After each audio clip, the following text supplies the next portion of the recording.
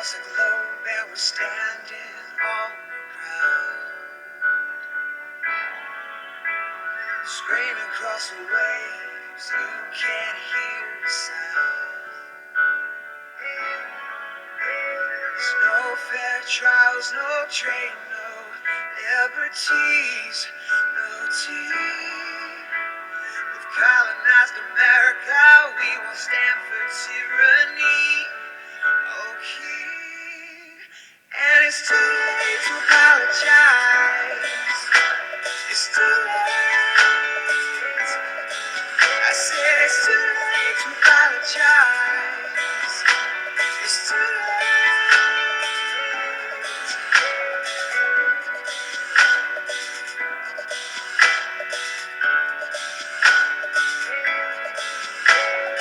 Paid your foolish tax, read the acts, and they just won't do.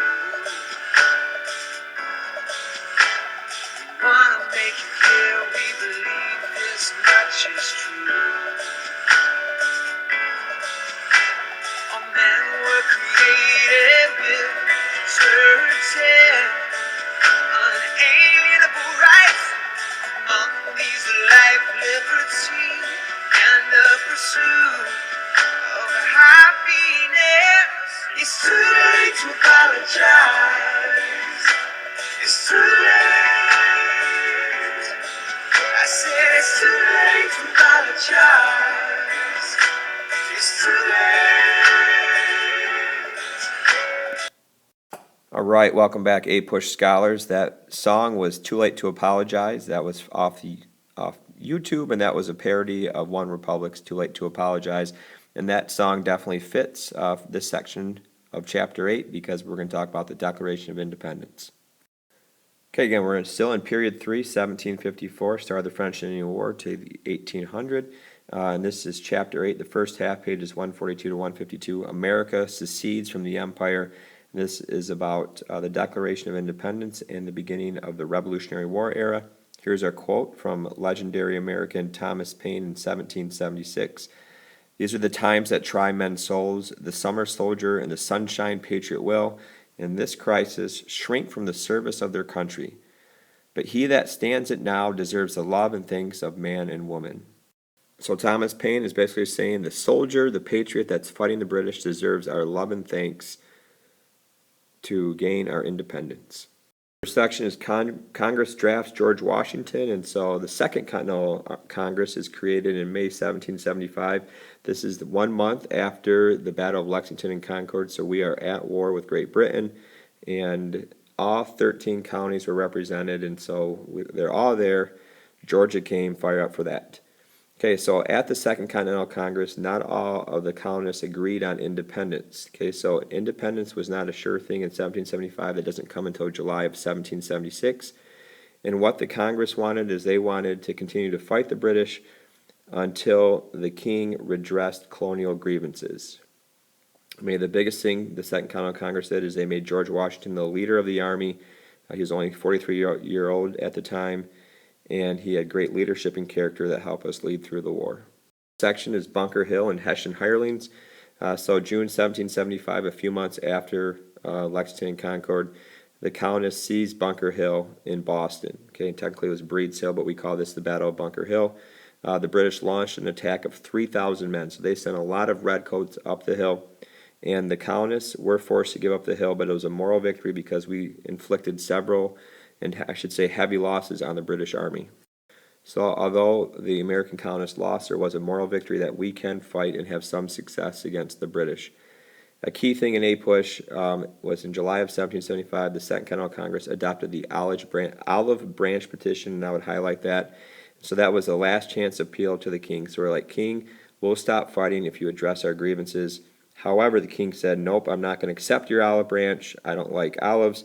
And so the next month, the king formally proclaimed the counties in rebellion, and so there's pretty much no looking back now that this war is going to continue. To help the British fight, the British hired thousands of Hessians, and I would highlight them, and they're from Germany, the German area, and so they came over to fight as mercenaries on the British side, so they were paid for it. However, thankfully for the Americans, the Hessians were more interested in booty than duty. They did not really want to fight, they just wanted to have fun, and we'll leave it at that. I did not make that quote up. It is in your textbook, so blame the authors for the perhaps inappropriate comment. Next section, the abortive conquest of Canada in 1775. The Americans decided to invade Canada, trying to add another colony, making it the 14th colony, and establish a military base in the north. And this would have been an important victory for the Americans because then the British could not really launch attacks against New England, especially the Boston area. The Americans had a little success early on by capturing the city of Montreal. However, they could not capture Quebec, and so they could not control Canada, and so the Americans lost the Battle of Canada. And in addition, the Canadians, many of them probably did not want to join America, and so that was probably a mistake to try to take over Canada. Here's a map of the battle plans of the Americans, and so they started up going up from Fort Ticonderoga, up Lake Champlain, capturing Montreal, and then they headed up towards Quebec. But the British won Quebec, and America could never conquer Canada. The next section is Thomas Paine Preaches Common Sense, and this is one of the most influential pamphlets ever written. This is right up there with Uncle Tom's Cabin, and even probably The Jungle to some degree is up there with it. But the Common Sense, this is a huge pamphlet written by Thomas Paine. It sold 120,000 copies in just a few months. And this was written and it was sold in early 1776 before the Declaration of Independence. And the key thing, the importance of this common sense, is that Paine questioned why Americans still wanted to be faithful to the British. Why were we still wanting to stay with them? Why don't we leave them and declare independence? Okay, he said the faithfulness to the king went against common sense. So bottom line, it was common sense to declare independence. This is the final step that leads to the Declaration of Independence. Okay, just wanted to show this portrait. This is one of your documents, 142 to 146. Of course, there's George Washington looking very, very impressive. He was special. Look at him in all of his grace. But anyway, I wanted to highlight the person who made this painting. This guy's name was John Trumbull, and he's one of the most famous painters in American history, and a lot of his works were history. He actually created this in the early 1800s. And it just showed the magnificence of Washington. The next section is Paine and the idea of republicanism, and continuing more with Thomas Paine. He did call for independence. Of course, Common Sense was written for that reason. And he also said that America should have a new political society called a democratic republic. And basically, the power was from the people, not the king. And that's a Republican form of government. The people control the government. And so he said Americans need to reject monarchy, which means having a king as a leader, and support the Republican form of government. And finally, Thomas Paine advocated for the idea of civic virtue. I would highlight civic virtue, and that was the belief that Americans should sacrifice their personal self-interest for the common good. And this is like a key democratic value that we have in America, the common good. So we should give up our selfishness and try to make America the great country that it is. Examples today could include that people pay taxes in order to support public schools, which is supposed to benefit the common good, also to improve the roads, and just to follow the laws that we have in America. So we give up our selfish nature to try to make our society better. Probably the most important part of this video is Jefferson's explanation of independence. I thought it was the Declaration of Independence. Well, basically that's what the Declaration of Independence was. It was an explanation of why America wants to become independent. So July 4th, 1776, that's our nation's birthday, and that's when Jefferson writes the Declaration of Independence. Technically, it was done a little bit before that, but we always say it's on that day. And like I said, it's more of an explanation. And so even 1 month before he wrote the Declaration, there was a formal resolution passed on June 7th that did declare independence against the British, and that was declared by Richard Henry Lee. That's not that important, but it's a little bit of history. Of interesting historical fact is that we actually declared it 1 month before the actual declaration. All right, so the Declaration expressed most of the ideas of the counties for the past months, and basically there were 28 other declarations or grievances that we had against the King of England, and this is why we were declaring our independence. And here are some of the key things: is life, liberty, and property. The natural rights is one reason the King defied that. The British broke their contract with the American people. And the idea is that all men were created equal. And my favorite part of the last line, say it with me, it's so good, here it is. And for the support of this declaration with a firm reliance on the protection of divine providence, God. We mutually pledge to each other our lives, our fortunes, and our sacred honor. Fire up. I didn't hear you. Let me say that last part again. We mutually pledge to each other our lives, our fortune, and our sacred honor. Here it is. There's a copy. This could be the real thing. I don't know, but it's probably a copy of the Declaration of Independence. Look at how beautiful that is, and I'm going to read it to you. Actually, I can't read it, but look at these signatures. We had all these signatures here, and there it is. The biggest signature. He's like, come on, British, come and get me. John Hancock. Put your John Hancock on that right there. One of the greatest signatures ever. Wow, here it is. The John Trumbull famous Paine. He made this in around 1810, 1812. And there it is. And it's so beautiful. Look at these men that signed the Declaration of Independence. There he is. Thomas Jefferson in all of his glory. John Hancock sitting right here, accepting the Declaration of Independence as well. And here we got Ben Franklin right there, John Adams right here. Why is Thomas Jefferson standing on John Adams' foot? You know what? Later in history, these two guys cannot stand each other, so maybe this is foreshadowing. Maybe all of the hatred between the two is caused by him stepping on his foot. I don't know. John Hancock.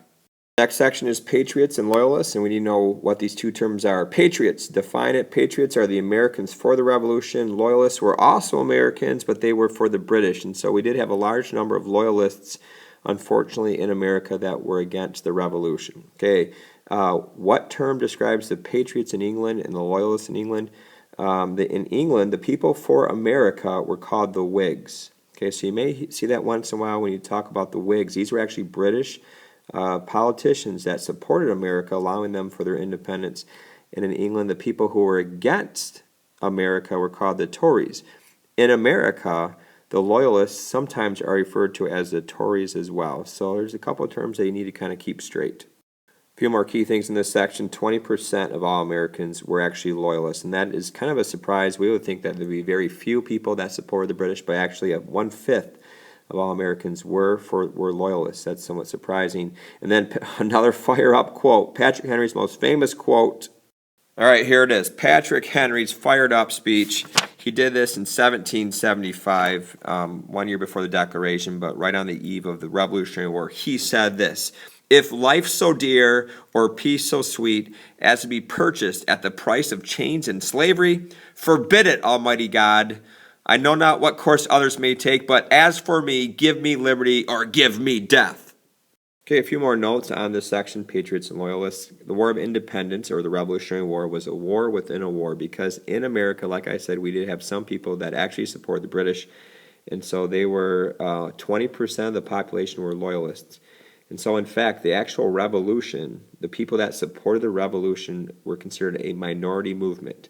So the majority of colonists were actually neutral or apathetic to the cause of revolution, didn't really care, or they were Loyalists, which even makes victory even seem less possible. These Loyalists were also called Tories. I mentioned that in the previous slide. And sometimes even families were split. Ben Franklin's stepson was actually a Loyalist or Tory. And so that's kind of surprising, because Franklin's considered the first American, one of the first patriots. And a lot of these Loyalists were actually people of education and wealth. They were relatively wealthy Americans, and they did not want to lose their wealth that they had in case the revolution failed. So they were against the Loyalists. And most of the Loyalists, or a large portion of them, were from the Anglican Church. And the connection there is that the Anglican Church is basically the Church of England. So they had that connection there.